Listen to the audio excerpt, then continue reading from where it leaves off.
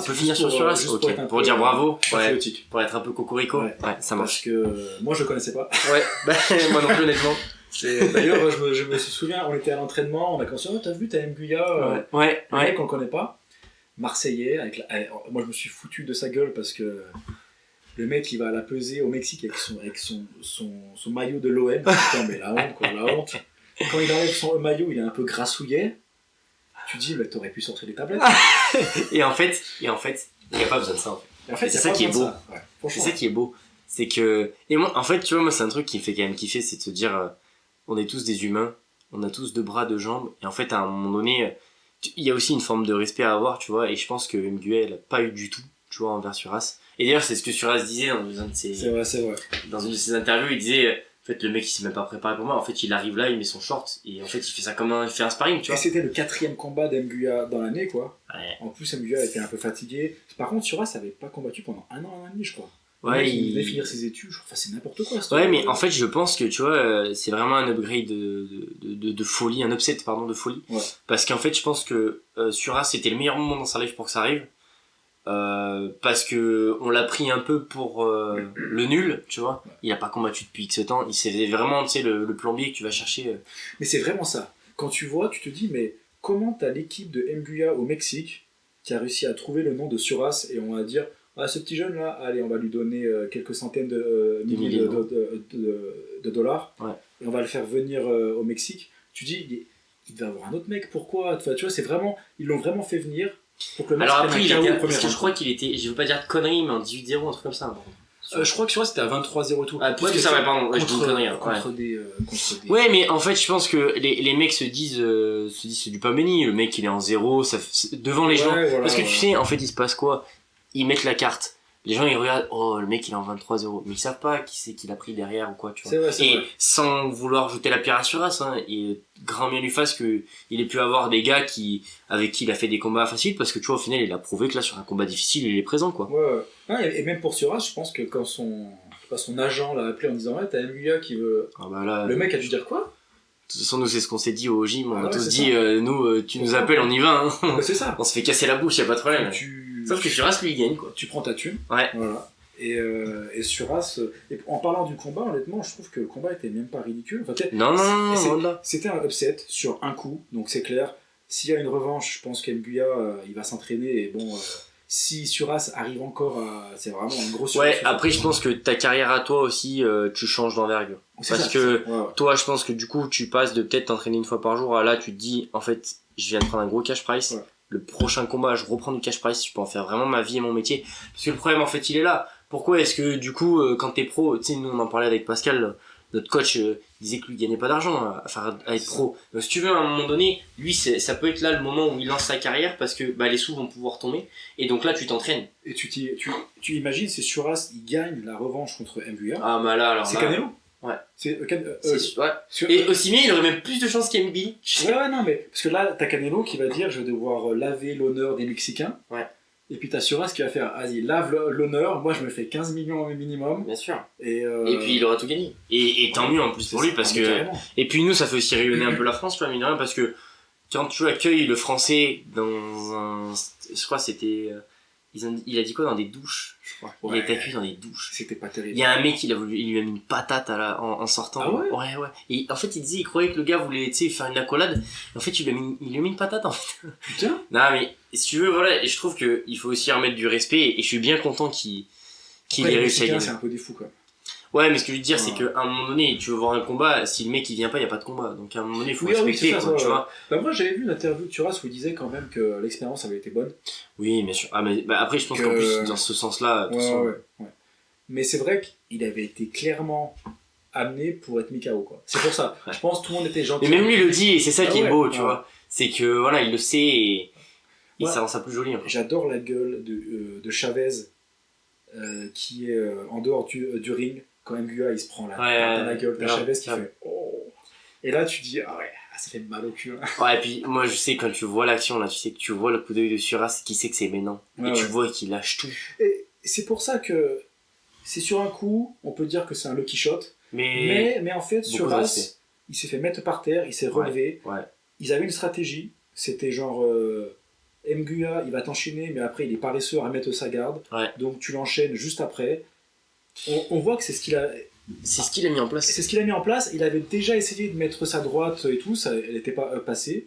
Mais bon, elle passe. Bien sûr. Et puis beaucoup d'abnégation parce qu'il perd, je crois, les 6 rounds. Enfin, il est en train de perdre les 6 rounds globalement. C'est dur de lui donner un round. C'est dur de lui donner un round. Et en fait, le mec, il continue, quoi. Il est là et il va aller jusqu'au bout. Et il y en a plein qui auraient pu dire, tu sais, t'es dans le combat, t'as pris ton shake, vas-y, je m'en branle. Au pire, tu sais, je relâche un petit peu, machin. Non, le mec, il est là, au moment où il peut, boum. C'est ça. Une droite comme ça se met pas si tu crois pas en toi. Non. Donc du coup, le mec, il a vraiment cru en lui jusqu'au bout. Vraiment. Et ça, franchement, respect. Respect. Et surtout au Mexique, dans un stade où tu sais que tout le monde veut te voir tomber. Respect. Non, mais il a une gestion de la pression qui est quand même assez impressionnante parce que même lui, quand il explique et tout, tu sens que ça l'impacte pas, quoi. Franchement, il a l'air cool. Ouais, non, mais vraiment. Moi, ça fait vraiment plaisir, quoi, tu vois, parce que comme il parle et tout ça, il a l'air. Enfin, tu vois, genre, c'est typiquement le genre de mec où tu te dis, t'en entends pas parler.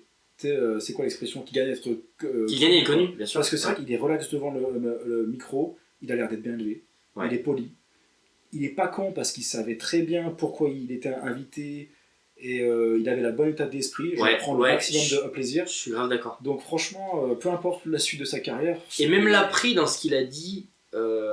J'ai beaucoup aimé. Il est pas rentré dans ces trucs où tu vois, il serait un gars des États-Unis. Bon après là je sais pas, mais tu vois, je pense qu'il se serait emballé complet, il commençait à dire qu'il est trop fort, tu vois. Et en fait, le gars, il reste super humble. Le mec, il a pas pris le micro à appeler Canelo, tu sais, après. Ouais. Je veux Canelo. Ouais, vraiment. Ah là, ça aurait fait un peu pitié. Non. Mais non, il a bien réagi. Et franchement, je pense que c'est la meilleure manière, en plus, d'un jour, peut-être qu'il y accéder, tu vois. Parce que le gars a l'air d'être sérieux, il bosse. Et puis, apparemment, à Marseille, en plus, il y a des bons coins pour boxer et des bons boxeurs, donc ça fait plaisir, tu vois, de se dire que... S'il a réussi à faire ça en combattant pas 1 an et demi avec un camp d'entraînement, on va dire un peu à l'arrache, et ben franchement, on sait pas ce que ça va faire avec bien préparé. Hein. Tu vois, moi, c'est des questions que j'aurais bien aimé poser, parce que c'est vrai que de savoir comment lui s'est préparé, comment il a vu ça, est-ce qu'en fait, il l'a pris au sérieux, comment est-ce qu'il a fait par rapport aussi au boulot, tu vois, parce que, enfin, je sais pas, est-ce qu'il a ça, autre chose à côté, tu vois, est-ce que comme les pros, ils s'entraînent 2 à 3 fois par jour ou pas, tu vois. Je pense qu'il est quand même loin des conditions optimales. Hein. C'est vrai que même un mec comme Oubaali, qui était un champion du monde français il y a quelques années, mais dans une catégorie un peu plume, mais il s'était fait démonter par Donner. Mais il avait aussi démonté le frère de Inoue. Enfin, franchement, il était bon. Hein. Moi, j'aimais bien Oubaali. Donner, c'est pas un clown. Hein. Ah non. Et, mais c'est vrai qu'il disait bien, quand t'as un mec comme Donner en face, tu sais que le mec, son corps d'entraînement, il est tip top. Bien sûr. Et Oubaali disait nous on fait ce qu'on peut en France. Mais tu sais que quand tu vas contre un mec de ce niveau-là, t'es pas perdant, quoi. Tu y vas avec l'espoir. Mais en termes de moyens, de camp d'entraînement, en termes de tout ça, de sparring partner, tu y vas, tu sais que tu y vas pas avec les meilleures conditions, quoi. Problème, c'est Surat, je pense qu'il y est allé comme il a pu, mais... Même c'est ce qu'on se disait, tu vois, on le connaissait pas. Et toi, tu vas aller faire un camp à te dire, viens aider tel mec, il a un combat contre... En fait, aussi bien, les mecs se déplacent même pas. Enfin, je sais pas trop comment ça fonctionne. Après, je pense que les coachs en interne, ils doivent avoir, tu vois, des gars... Mais comment tu vas chercher... Parce que là je crois qu'il était passé top 10, top rank, quelque chose comme ça. Là. Je crois que c'est genre même peut-être top 7 ou 8, hein, quelque chose comme ça. Hein.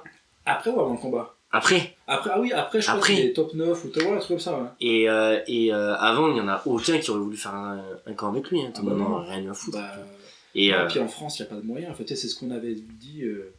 Je crois que ça, on pourra faire un podcast aussi. Ouais, la FFB en France, les licenciés, c'est même pas 100 000. Donc, Le problème, c'est qu'en fait, aujourd'hui, tu sais que globalement, avant d'arriver à faire éclore un mec à haut niveau, tu gagnes déjà pas d'argent et puis c'est du temps.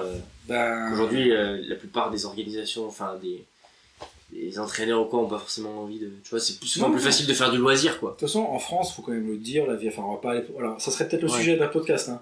Mais en France, t'as l'impression que de toute façon, les bons, c'est des mecs qui vont exploser parce que physiquement, un peu comme des mecs comme Ngannou. Enfin, tu peux dire qu'il est français, parce qu'il s'est entraîné en France et tout ça. Mais c'est des mecs qui ont un physique comme Mbili et tout ça. Bien sûr. Et le physique. Vraiment les porte au plus haut niveau parce que c'est des monstres. Mais un mec comme Samake, tu vois, Samake, tu te rends bien compte que son corps il est quand même vraiment spécifique à lui. Les mecs, c'est des athlètes de haut niveau, ils sont incroyables. Par contre, on manque le côté technique, coach de la boxe, qui est vraiment, moi je trouve, il y avait un côté américain à l'époque. Hein. qui est toujours, mais un peu moins impressionnant parce qu'ils sont moins dominants. Aujourd'hui, je trouve que le côté très technique de la boxe explose à l'Est, avec des Bivol, des Usyk, des Lomachenko. Au Mexique aussi, on dirait. Voilà. Au Japon aussi, tu commences à avoir des choses techniciens. C'est vrai que les Japonais, ils sont bien. Moi, je kiffe. Franchement, parce que les Japonais, ils ont la technique et tu sens aussi, ils ont la puissance. Et puis, les mecs, ils sont là pour se faire mal, quoi. Ouais. Moi, j'ai regardé t'as regardé la carte entière d'Inoue ou pas? Non. Non. Mais moi, je la regarde en entière. Voilà, les mecs, ils se déchirent. Ouais. Et c'est des mecs pas connus. C'est juste dommage qu'au Japon, c'est rare les mecs bien balèzes qui font 70, 80. En fait, c'est ce qu'ils expliquaient sur RMC. Du coup, ils expliquaient souvent qu'en fait, les mecs, dès qu'ils commencent à faire un certain poids, ils font sumo, en fait. Ouais, c'est ça, ouais. Ou judoka. Ouais. Judoka. C'est les deux. Mais c'est très compliqué à trouver. Le seul mec japonais qui avait été dans la catégorie un peu plus lourde, pardon, c'est le mec Golovkin avait. J'ai la voix qui part en couille. Ouais, ça y est. C'est 1h08 de podcast, c'est pour ça. C'est le mec que Golovkin avait mis KO juste avant son 3e combat contre Canelo. Il était très connu au Japon, c'était une star, mais en fait pas trop. Il était champion du monde. Et bon quoi, mais c'est vrai que pas connu. Oui. Moi après j'aime bien, vraiment le groupe que j'aime bien là, mais tu le sais, c'est le groupe un peu de l'équipe Garcia, tu sais, du coach. Ouais. Parce qu'ils sont américains ou mexicains, ils sont techniques, ils ont vraiment le côté mexicain très agressif avec beaucoup de puissance, mais il y a un côté technique. Ouais. Parce que voilà, on n'a pas parlé de Isaac Cruz ou de Fulton, parce que c'est un peu emballé, on pourra refaire...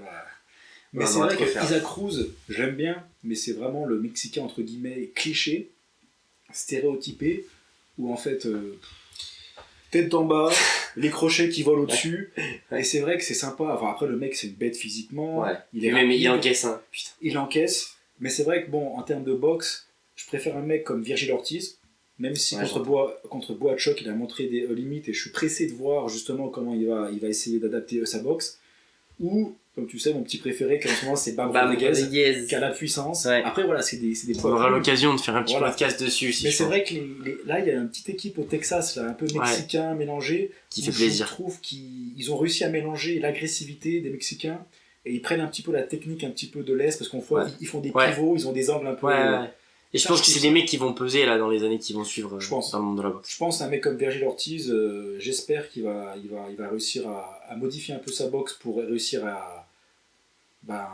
à moins se faire toucher et à moins être bourrin, parce qu'il a un jab de malade, quoi. Son jab il rentre bam bam, donc il a vraiment les moyens d'être un peu un Golovkin, quoi. Et puis on verra, mais c'est vrai que même si l'actualité de la boxe elle fait un peu peine, il y a quand même des bons boxeurs. On a des belles choses à voir. On a des beaux podcasts à faire. Et en France, on a sûrement des mecs comme Suras qui vont peut-être apparaître, il faut rêver. Hein. Et franchement, c'est tout ce qu'on souhaite. Bravo à toi, Bruno, si tu nous écoutes. Franchement, ça nous a fait plaisir. Et franchement, en France, on a besoin un peu de trucs comme ça, parce que l'ambiance est morose. Donc voir un Français qui explose comme ça fait plaisir.